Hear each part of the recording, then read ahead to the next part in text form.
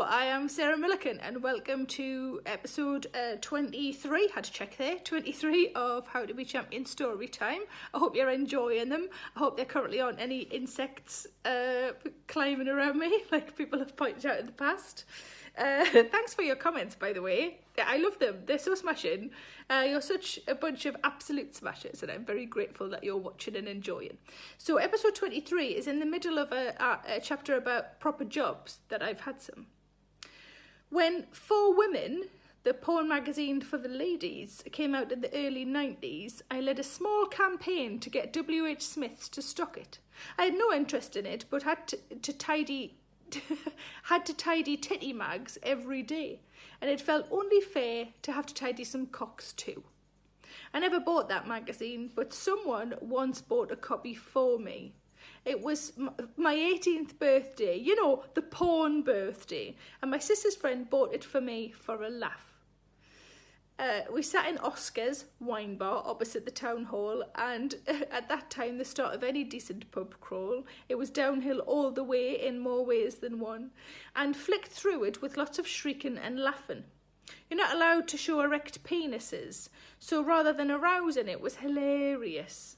A man standing with one leg upon a hay bale with his dangly cock just hanging there apologetically. Another man leaning against a truck with his willy line on his leg like it was tired. Flicking through, it must be similar to what it's like working in a hospital, constantly confronted with sad knobs and sleepy winkies. The girl that gave me it thought it would be a laugh, and it was, until we moved from that bath to the next. That bar, not bath. I wouldn't say that, I would say bath. Until we moved from that bar to the next. I had the tiniest of handbags with me. Tiny. Only big enough for your purse, keys, a claggy lip gloss and your Susie Lamplugh rape alarm. Back in the day, rape alarms weren't just a tiny discreet button. They were a fucking aerosol. Like a fat L-net. When you depressed it, a huge siren blared out. Great for when you're in danger, not so great when your mum makes you test it every morning before you go to college. I'm sure the neighbours thought we had daily rounds of early morning it's a knockout. Also, imagine if I'd ever needed it and it was empty because of too much testing, just in the air like the last day of a deodorant. You know it won't work, but at least your pits smell momentarily clean. Still, an aerosol is better than when you used to have to bash a pan and a spoon together. Imagine the size of your handbag then. Still the only skirt I've ever had with a dedicated pen slot. That's another point. I'm surprised they aren't more common. We always worked on Christmas Eve and it was great. The day flew by and everyone was in a good mood. We knew time off and food saturation were only a day away. We'd usually dress up in fancy dress. I was Goldilocks one year, complete with bonnet that had long hair attached, penciled on freckles and a shiny yellow fire hazard of a dress. Not everyone who got who I was. Men would shout, "Where are your sheep?" as they went past. Also, when you've had your head down on a till for 7 hours, not looking up because there is no end to your cue, you sort of forget you're in fancy dress, and when people laugh at your face, you get defensive. Then you accidentally get your plaits caught in the till drawer and remember what you look like. One year, no one could be asked to get dressed up but me and my friend Lynn. So with the manager's permission, we did it anyway. We decided to do bad taste. We put on too much 80s blue eyeliner, a lot of red lipstick, dug out some clothes out of Lynn's mum's Lynn's mum, and strutted into work looking absolutely terrible. Did everyone laugh and think we looked absolutely terrible? No, not a single person noticed, no reaction. I think someone even said I looked nicer. Not nice, nicer. There was a boy who came in that I slightly knew and low-level loved, but thought I was hiding it super well. Until I noticed that every time I spoke to him, my friend on the music department played Andy Williams' "Can't Take My Eyes Off You" loudly. The branch in South Shields was very small and on one floor. I worked initially on the till and magazine section, then moved to stationery, which only made my addiction to pens and pads worse.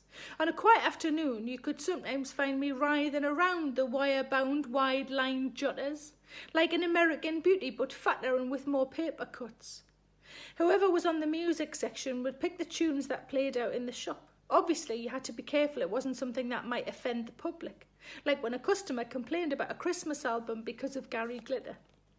Alison, the Saturday part-timer, would regularly pop on Alanis Morissette's Jagged Little Pill at 9 a.m, and we would fill up the shelves while listening to her angsty brilliance. I still love that album to this day.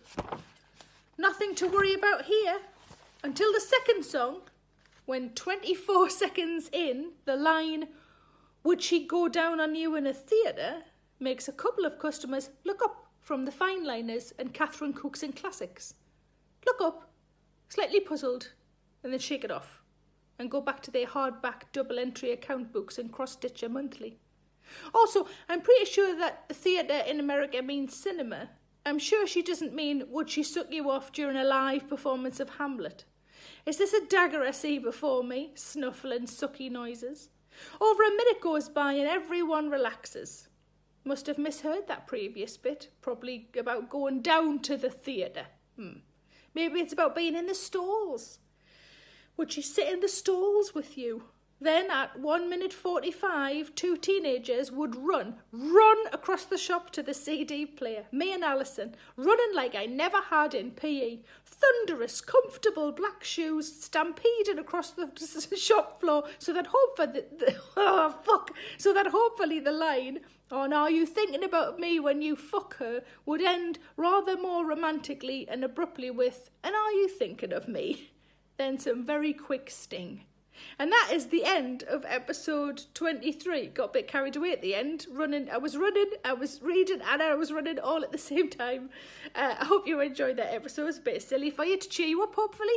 And I will see you tomorrow. Stay in the house, wash your fucking hands, be good. And I'll see you tomorrow. Lots of love. Bye-bye. Hello, it's Sarah Millican here. Please make sure you subscribe to my channel to stay up to date with all of my latest videos. Don't forget to like, pop a comment below, and why not stick around to watch a few more? I'm sure those emails or those dishes can wait a bit longer.